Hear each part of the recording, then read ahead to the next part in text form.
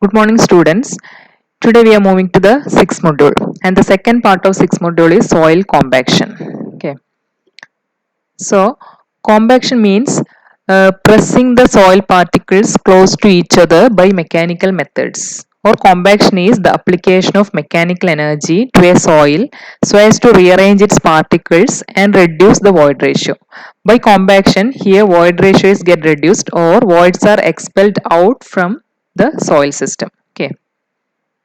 Next, it is applied. This compaction is applied in order to improve the properties of an existing soil, or in the process of placing fill, such as in the construction of embankments, road bases, runways, earth dams, and reinforced earth walls. That is, usually compaction is an artificial process, and it is done to an existing soil in order to improve its properties. And it is mainly applied in the case of construction of embankments, road bases, runways, earth dams, etc. Okay. In the last lectures or the last classes, we have discussed about consolidation.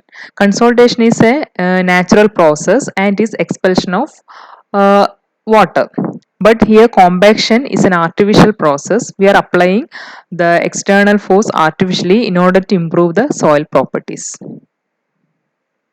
Next, compaction is also used to prepare a level surface during construction of buildings.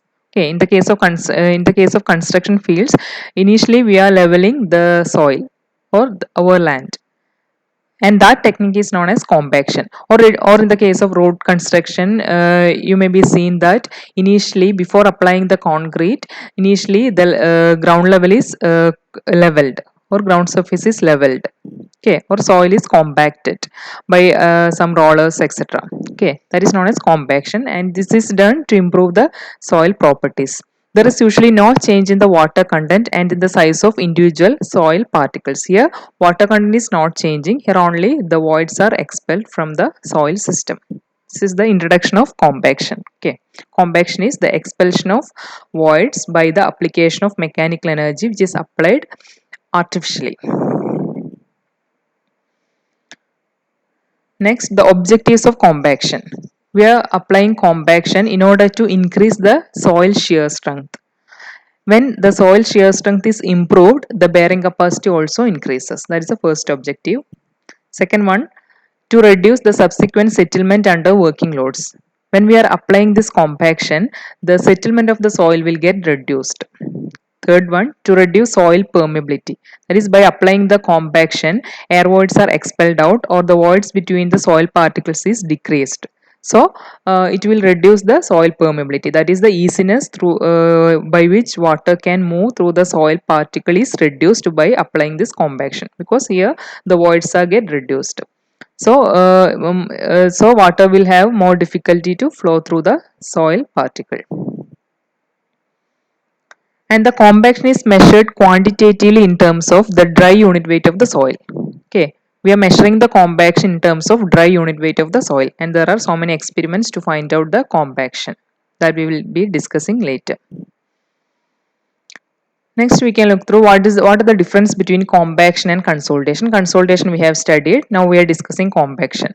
So before going into details, we can discuss the what are the difference between compaction and consolidation. In this table, I have explained the difference between compaction and consolidation. First one, in the case of compaction, compression of soil is taking place by expulsion of air from the voids of the soil. That is expulsion of air in the case of compaction. Consolidation means compression of soil by the expulsion of water from voids of the soil. Okay. And this compaction is a quick process and short-term loading is required. In the case of compaction, the loading is short-term and it's a quick process, but the consolidation is a slow process and long-term loading is required. In the case of compaction, degree of saturation of the soil to be compact should be less than 100%. That is, in the compaction is usually done for a soil which is unsaturated. Okay, in the case of unsaturated soil, we are doing compaction, but in the case of consolidation, degree of saturation should be 100%. That is, for fully saturated soil, consolidation is taking place.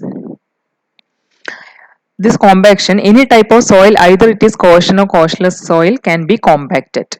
Okay, the compaction can be applied to cohesive soil and also coarseless soil, but consolidation, we have discussed that consolidation is usually applied for clay soil. Okay, that is cohesive soil.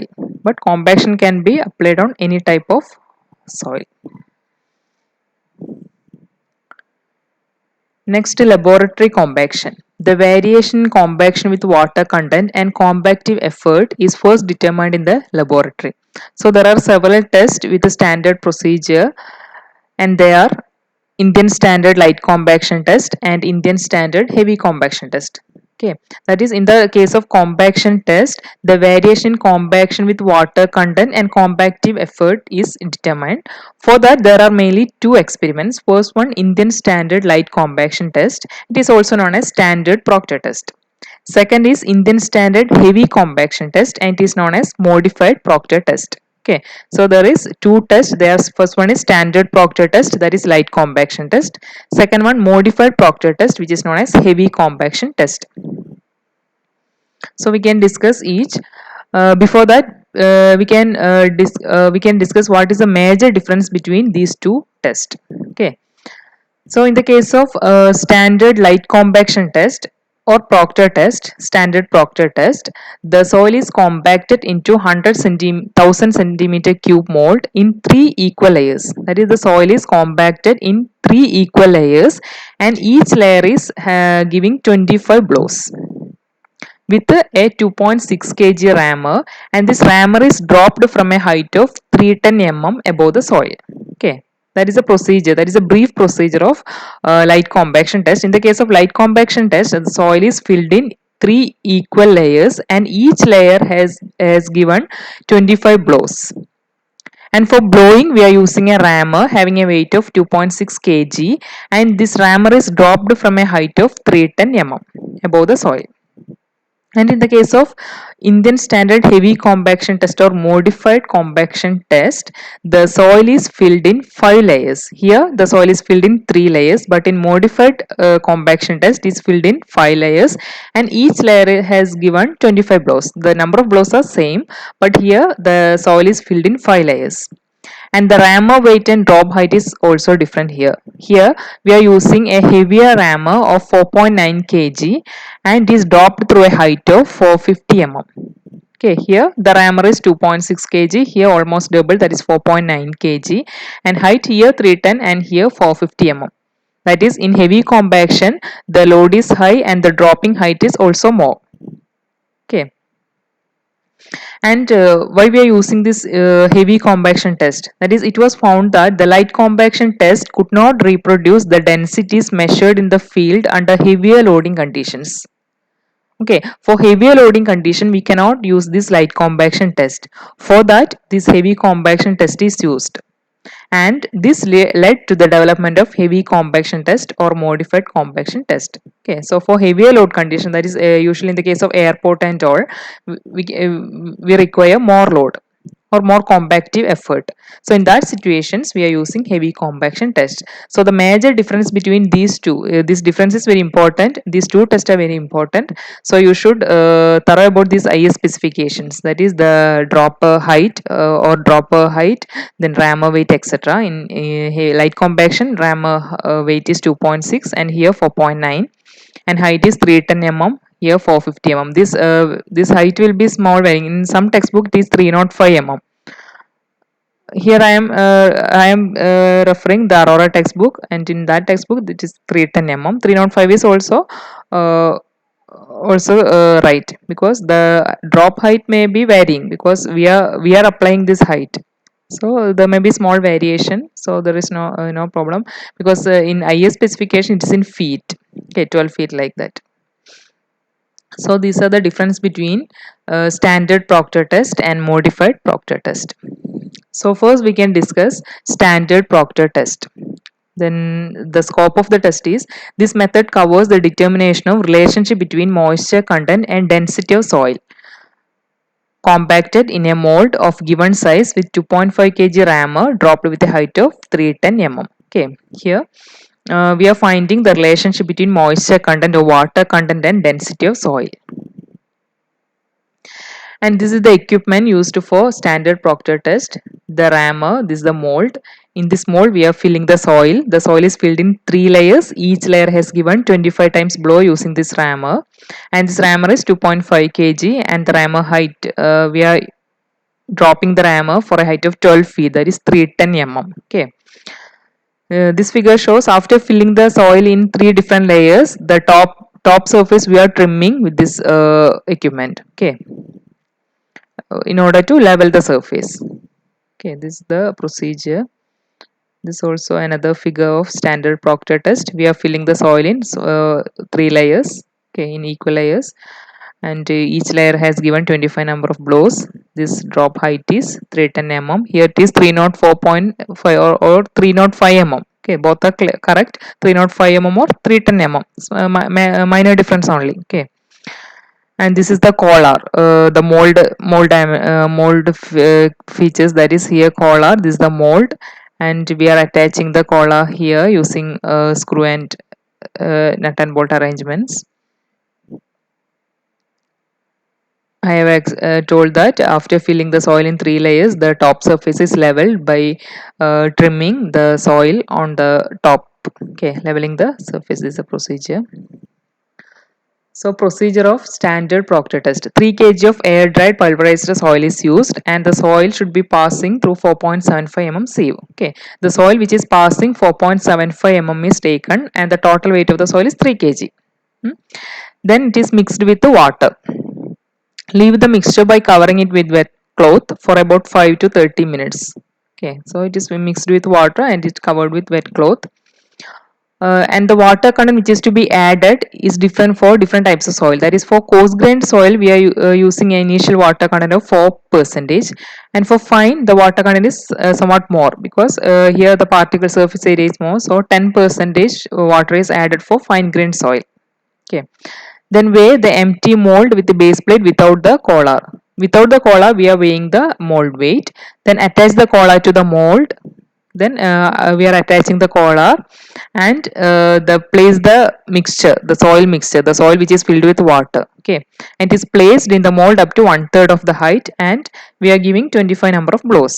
Similarly, we are filling the second and third part into the mold, and we are providing 25 blows in each layer. Okay, final layer should project 6 mm higher than the collar. Then volume of the mold is 945 ml. Then remove the excess oil by trimming off. Okay, then find out the weight. Weigh the mold with base plate and soil. Take represent After that, this is the procedure, that is we are filling the mold with soil, and it is filled in three layers. Each layer has given 25 blows, and initial weight has to be taken, and after filling the soil its weight is also to be taken. So by subtracting both, we will get the weight of soil which is filled in the mold. Okay, for that we are taking initial weight and final weight. So by taking the difference we can calculate the weight of the soil which is filled in the soil. By calculating this, by determining this weight or mass, we can calculate density. For that we are taking the weight. Volume we can be calculated by taking the dimension of the mold, and the volume is 945 ml. Okay, because it is standard mold. After that, you should take a representative sample from the center of the compacted specimen to determine the water content. Okay, we have to find out the water content also. We have added some 4% of water, and also we are increasing the amount. There is some variation. So we have to find out what is the water content. For that we are taking a representative soil sample from the center, and it is put in oven. By oven drying method we are calculating water content. Okay, so calculate the bulk density and dry density. That is, bulk density is equal to mass by volume. Mass we have determined, that is by subtracting the initial mold weight and the mold with soil weight. Okay, so we will get mass, and volume 945 ml. So we will get bulk density. In order to find out dry density, this is the equation, that is bulk density divided by 1 plus water content. Water content is also calculated by oven drying method. So we can calculate dry density of the soil. So it is a final result of what is Proctor test. Okay, we are calculating dry density with water content, that is variation of dry density and water content. Okay, remove the soil from mold, break it with hand and remix with the raised water content. We are increasing the water content. Initially we have added some water and calculate the dry density. Okay, for corresponding one water content we have calculated dry density. In the second experiment we are increasing this water content. Okay, or by 2 or 4%, 2%, 3%, like that, we are improving or increasing the water content, and do the same procedure and calculate the dry density and also water content. Like that, we are repeating the procedure. Okay, repeating the experiment. And to mature, repeat the process, determine bulk dry density and water content. Plot compaction curve. The final result is we are plotting the compaction curve. Compaction curve means water content along the abscissa. Water content in the abscissa and dry density as ordinate. Or water content, this is the expected result. That is, we are drawing or we are plotting a graph with dry density on y-axis and water content on x-axis. Water content is here. It is not clear. Water content is in this axis. There is another figure. I will explain with that figure. Okay.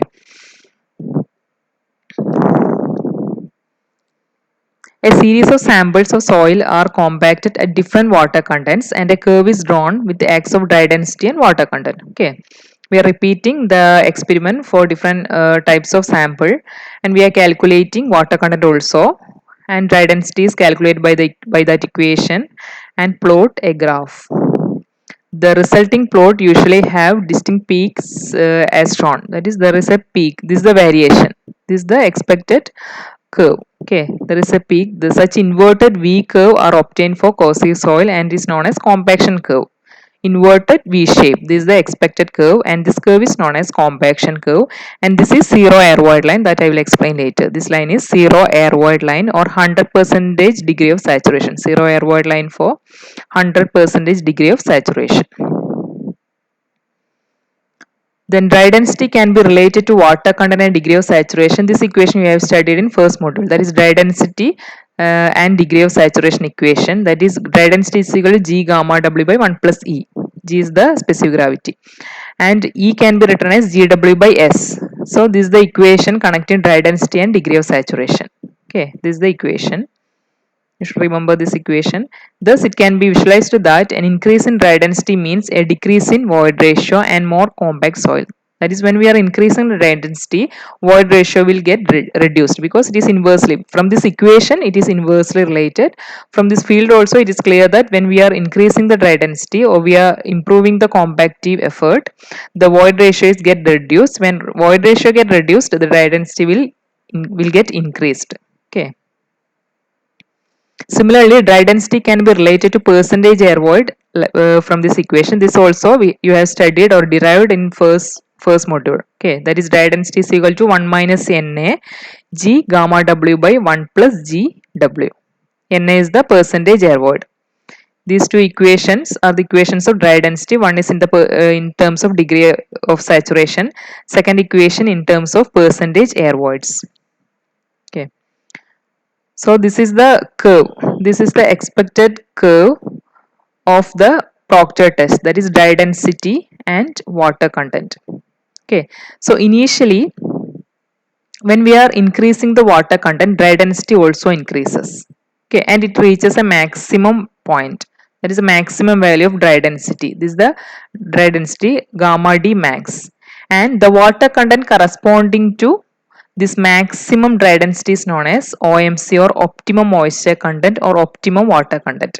Okay, this is known as OMC or optimum moisture content. Here it is 12%. That is, when we are adding water content or when we are adding water at 12%, that is when water content is 12, the soil has attained maximum dry density. Okay, in this example, in this graph, the optimum moisture content is 12%. That is, when we are adding a water of 12%, the soil has reached the maximum dry density, and this water content is known as optimum moisture content, and here optimum moisture content is 12. Okay, and after that the dry density, then after this optimum moisture content, if we are again adding the water, the dry densities get reduced. Okay, so this is a variation of water content with dry density. This is the result of Proctor test. Based on this result, we have to discuss some more parameters that I will discuss in the next class. Up to this you read Aurora textbook. Okay, otherwise you will get confused. You should study these two equations thoroughly, and also this relationships, that is the bulk density equation, rate density equation, and the procedure, etc. Okay, after that I will discuss more topic, because by studying these equations only I can go the next topic. Okay, so by this I am winding today's lecture. Thank you.